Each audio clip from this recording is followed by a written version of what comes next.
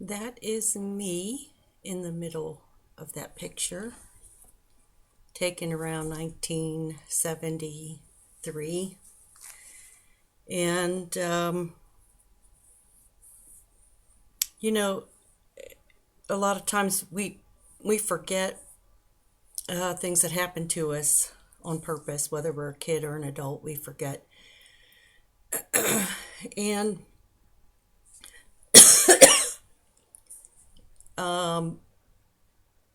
I remembered, throughout the years, here and there, would remember like a flash of a second of this incident that happened when I was in my second year of catechism at the Lutheran Church in Castle Shannon, PA. And that's important because that marks the time. If I hadn't been in catechism, I may not have remembered this event quite like this. But it was evening, and I don't remember what day it was because these memories are kind of fresh. I've been trying to think about them and recall specifics about this particular event. But we had our phone, a landline phone, in the hallway. It was actually kind of foyer type-ish in this farmhouse I lived in a suburb of Castle Shannon. And in the foyer, we had, as soon as you walked in, there's a little space there. And then there was like a boot locker sort of thing, boot bench. You could open it up and throw your boots and shoes in this bench. And in front of that, we had my mom had put a seat where you could talk on the phone, and there was a slot for the phone books. And then behind it were the stairs up to the second floor. And I do have kind of a picture of that.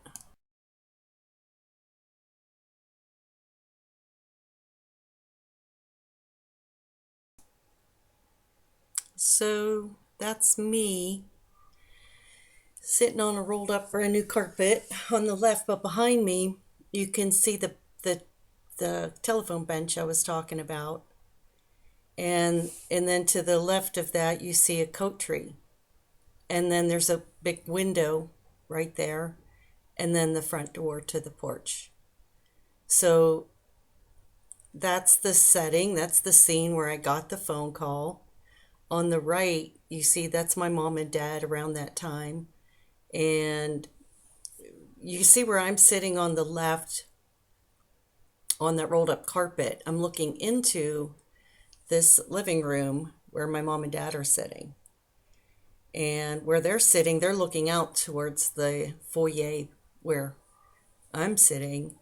And you can see behind my mom and dad, behind the couch, there's another big window and the front porch.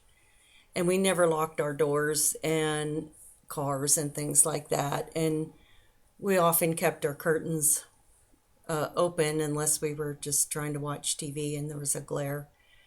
But that's the setup. And here's what happened. It was evening. Lights are on in the house. The windows are open. The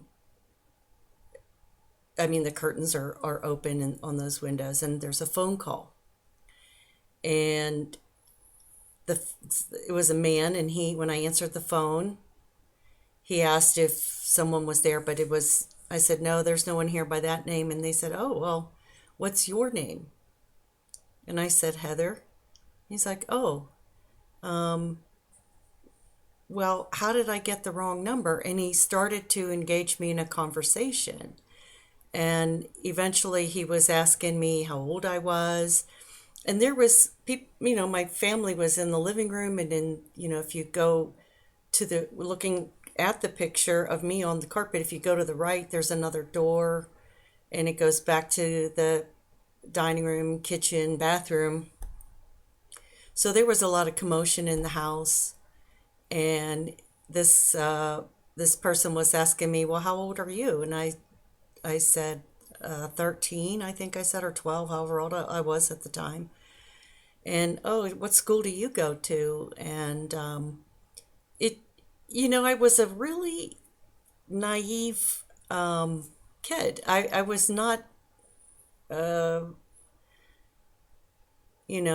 really aware of stuff going on around me. Of course, back in the day, there's no cell phones, there's no computers or social media, and so I was outside playing all the time. um like, it was a safe community. The doors were always unlocked, and I mean, always. I don't ever remember my parents locking the front door until after this incident, and even then that only lasted a short while. And we always slept with the windows open, in the summertime, cool evenings. We all the windows were open around the house. And so he's asking me all these questions, and I wasn't thinking anything weird was going on. Well,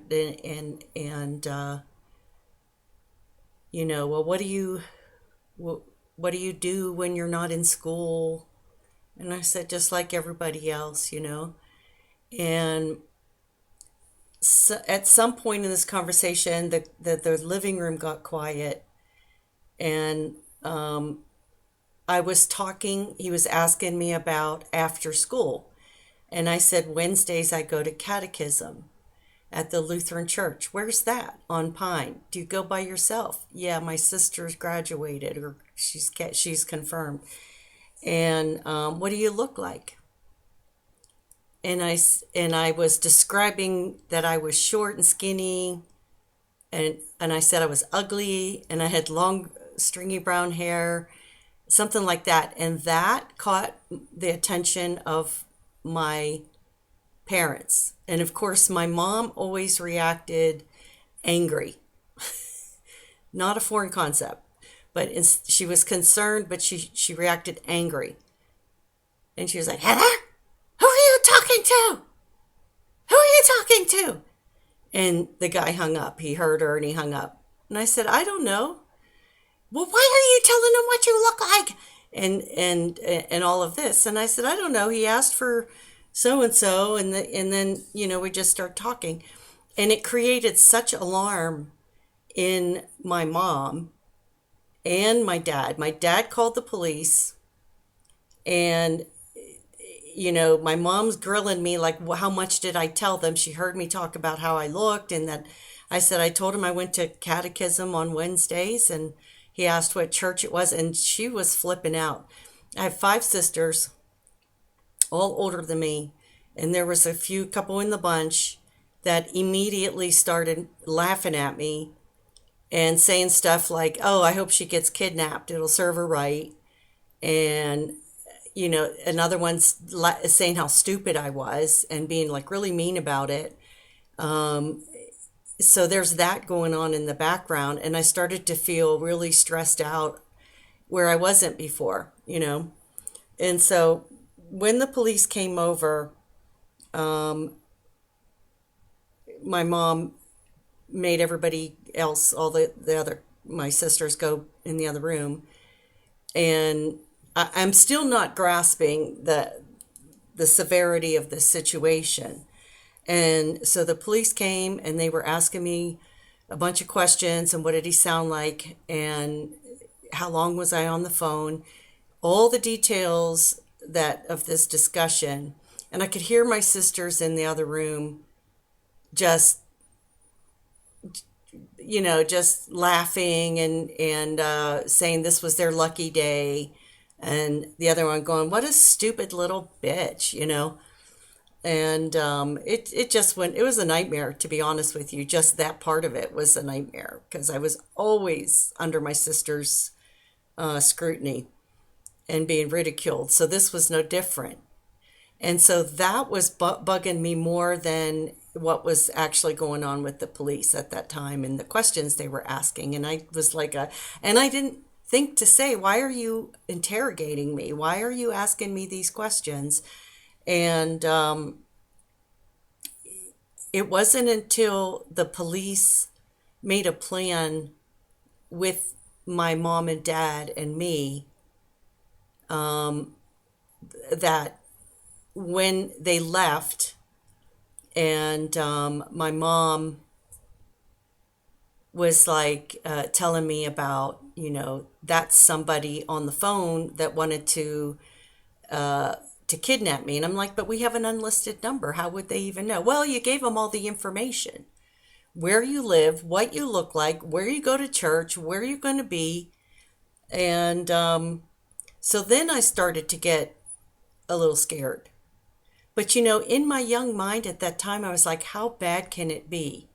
Like, can it be any worse than the life I'm living right now, with my sisters in there cackling and telling me how stupid I am and how they hope I get kidnapped and stuff like that? Like, I was definitely a kid, a very sad kid, very depressed kid most of my life. So the severity of what went down was not quite grasping me.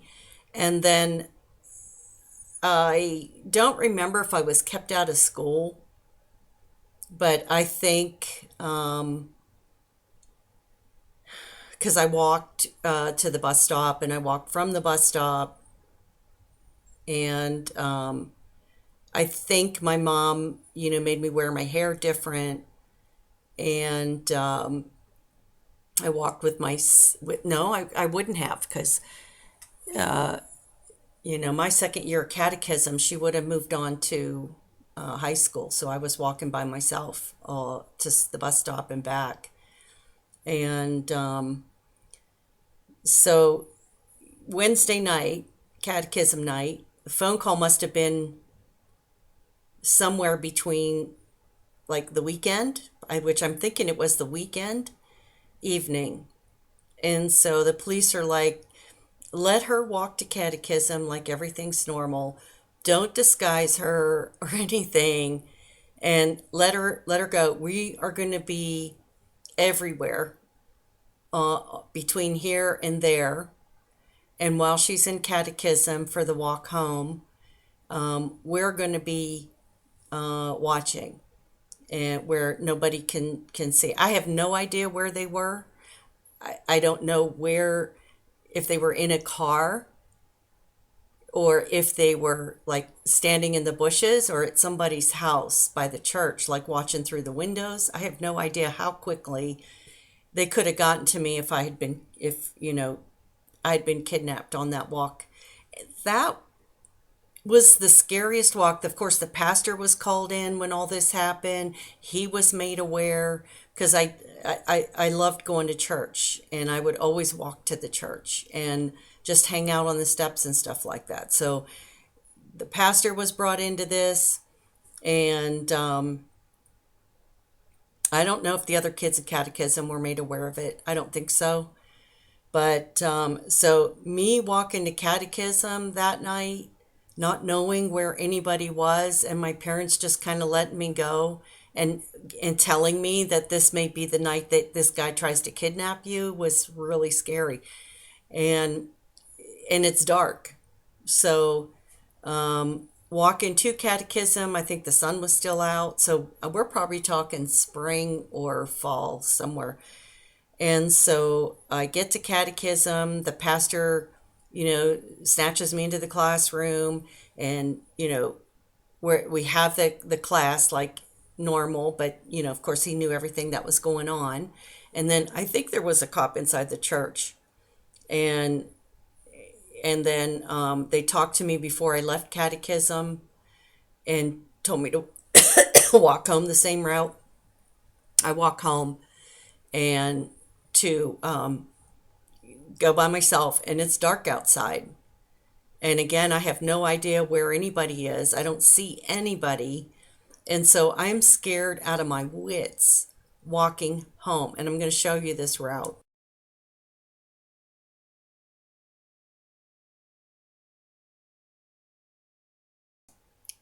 So the way I have the arrow pointing, that's from my home to the church.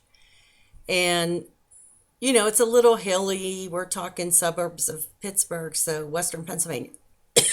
Little hilly, short walk, lots of trees. I pass the library. There's a library. I come down the street where in front of my house, and then I hang a right, and I go up this little upgrade. There's a houses, but there's a little church right there. I mean, a little library right there. And I pass the library, and then I get down to Pine Avenue, and to my right is the elementary school where I went to elementary school. I, of course, wasn't going there anymore. I was in middle school, but so I took the bus. But I walked that route all the way through middle school. I mean, through it was fourth, fifth, and sixth grade, and I would walk home for lunch. So normally I would walk that route and be oblivious. Like I'd kicking rocks or whatever, but I wasn't even paying attention to anything around me because it was the same old walk year after year. And so, and then on Pine, take a left, and my church is like a block down, 2 blocks down that road. Not even, it's right there, like within that block, I suppose. Um, but walking home was the longest walk I have ever been on. And it's dark, and, things, twigs crunching under, and there's no sidewalk. So I'm walking on like a dirt, and you're always taught to walk into the traffic, not with the traffic. So I cross the street, and I'm walking down this dark. It seemed like nobody was awake. None of the houses had lights on. It just seemed like it was, you know, it was just very dark. And when I turned the corner to my house, my porch light was on, but nobody was out there waiting for me. Dead silent. I didn't see anybody, and I wanted to run, but they had told me just walk normal, don't act scared, And so when I finally got home, it was it was a sigh of relief. But the way my sisters were carrying on, I almost felt guilty that I wasn't kidnapped. Imagine being, 12 years old and feeling like that. But it was a hard few weeks because the police wanted everything to return to normal, but they always kept somebody like patrolling. There was a lot of patrolling going on, and sometimes just having that presence is going to keep crime from happening. If there's always some police car in the area, and walking home from school and things like that, there was always somebody there. But but I think after that, my dad picked me up from catechism uh, until like summer, and it was stayed light out all the time. And I was like, let me just, I can walk.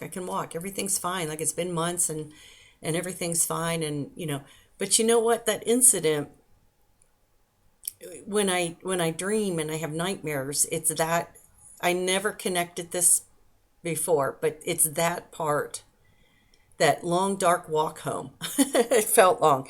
But when I have bad dreams about growing up, that specific, the way it looked to me then, the way it felt, um, and how dark it was, it always goes right there, and sometimes even into the library. Um, and I always wondered, like, why is this right in front of the elementary school? Why is this always in when I have a nightmare about,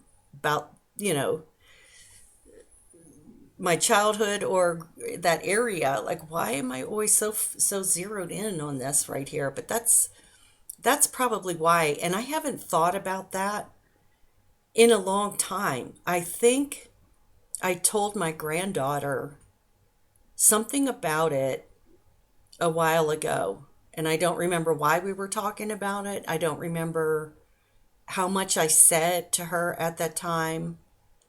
But I remember saying something to her about it. It could have been last year, could have been last month, could have been 2 years ago. I don't remember. But, evidently there was something going on in Pittsburgh. And I've tried to look it up. I've tried to look up like child abductions and things like that. There was something very dark going on at that time. I wasn't paying attention, but to any of that. But through this experience, I learned that there was things going on and kids were being stolen. And I want to say there was a white van involved, or that might just be something from current times, more current times. But it seemed like there was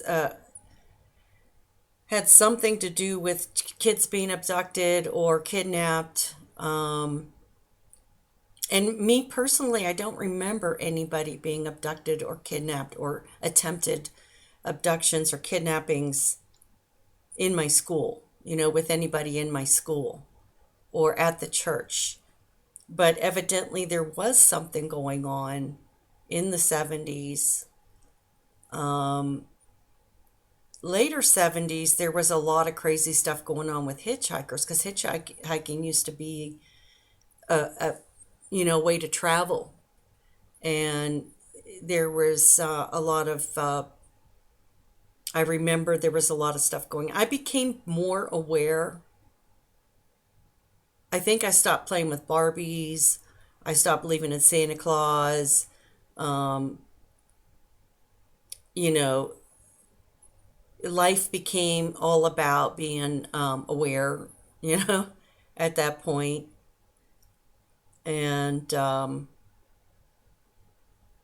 of course the comments from my sisters never stopped either about that, either about how stupid I was, until, you know, they all left home and became involved in their lives and stuff. And you know what? None of what went on with me as a kid seemed to affect my older sisters in any way, as far as what they did with their kids and to be careful with their kids, or, to how to treat their kids. Like, because nobody ever talked about the stuff that was going on in the house, and, the kind of stuff.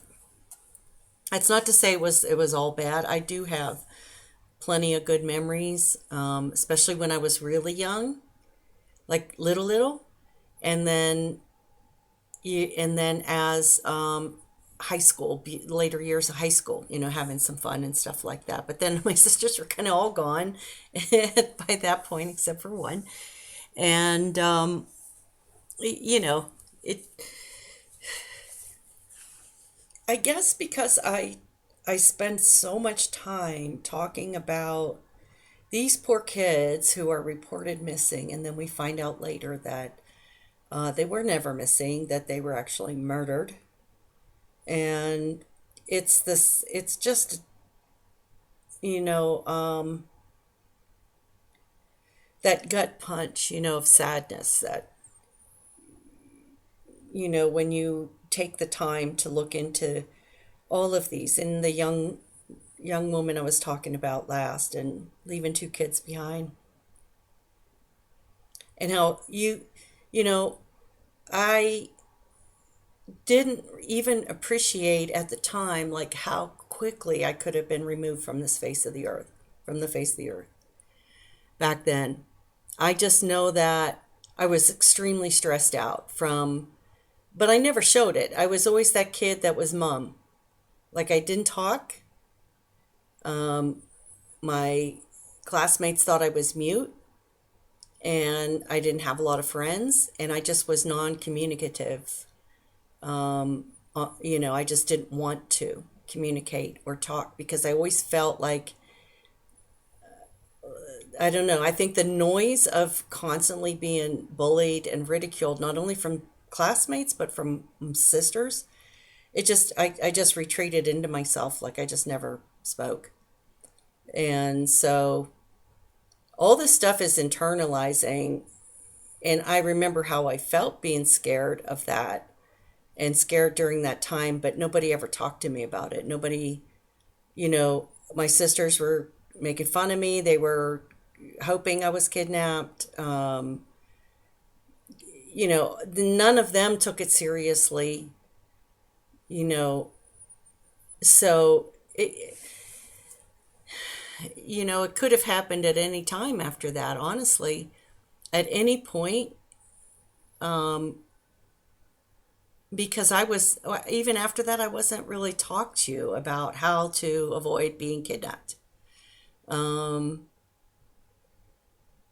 in it's very strange, and not being taught to fight, for your life, and nobody talking to me about, um, was I okay? Are you scared, Heather? Is this going to scare you if we dangle you like a carrot out there?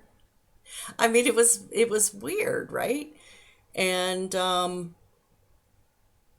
but I was already just a somber kid. I just was not was a pretty somber kid. I had a lot of fun when my dad was home, and we would play frisbee and you know do stuff together. Took me to work with him. So you know, so there was some good sprinkled in there, but man, I had the worst sisters, and I guess because they were never corrected, um, it was just let to go on. So I think I even kind of looked back on that time and felt shame. I'm so ashamed of myself because of how they made me feel about it. But anyway, there's my childhood memory of almost being kidnapped. And what's weird about that was the phone call. Was the phone call. And they did tap the phone after that. The police put a tap on the phone. I don't remember for how long. I just remembered that. Um, I don't remember if this guy ever called back. He may have. Something tells me he called again. And of course the police always told me to answer the phone. So I was always the one to answer the phone.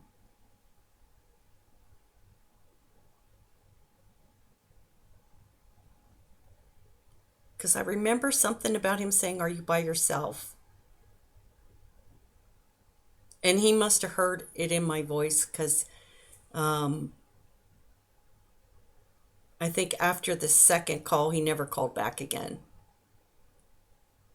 And back then, when you tapped phones, you could hear the clicking going on. And if he was a skilled abductor, kidnapper, at that time, he would have known that clicking. But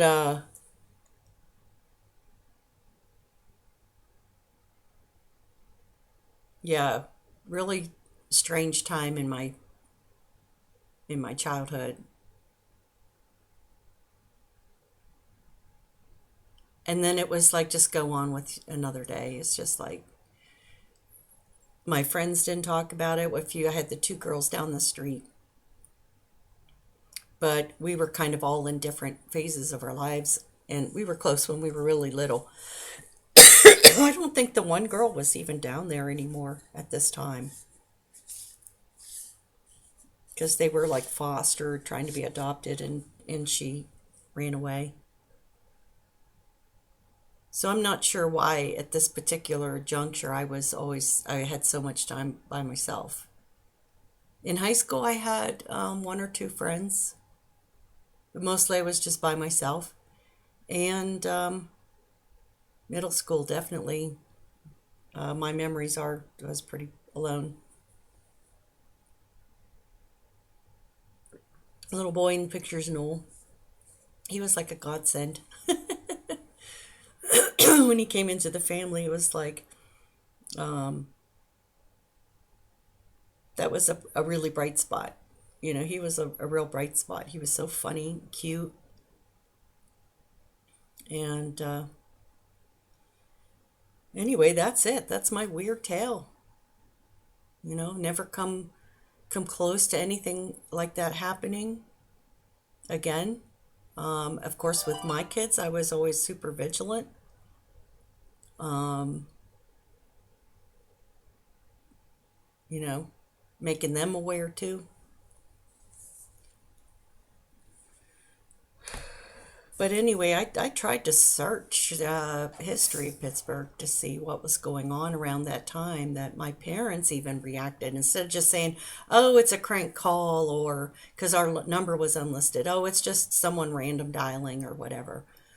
Um, that they took it so seriously and brought up all this stuff that was going on. But I tried searching like around those particular years about what was going on, and I really have come up empty.